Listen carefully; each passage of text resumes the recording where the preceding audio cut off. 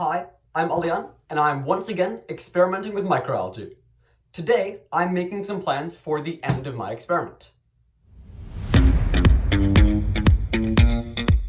So, my experiment has been running for almost 30 days now, and it's starting to reach a close. I've actually been measuring nitrate levels close to 11 milligrams per liter, which is really close to the 10 limit that I'm trying to hit.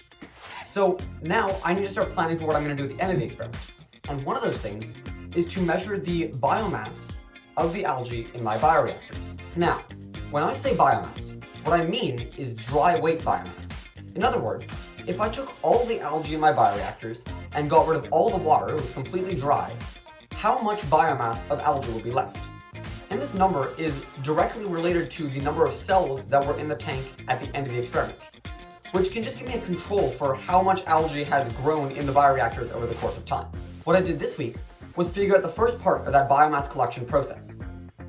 I did a test sample using these algae to figure out how a centrifuge can be used to condense my algae down to a small pellet and get rid of most of the water. So what I did in the lab was first to take a sample of these algae of 10 milliliters and then get an equivalent 10 milliliter sample of water. Then I put both of these samples into a centrifuge.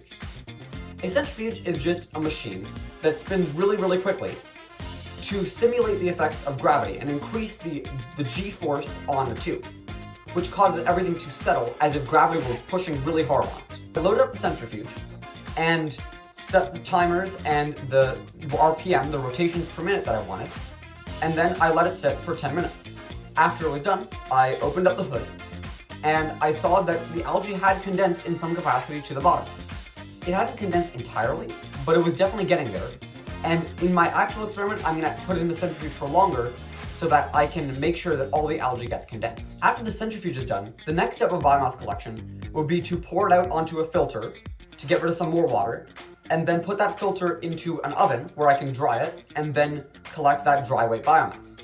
But I haven't gotten to that point today, and hopefully I'll be doing that next week.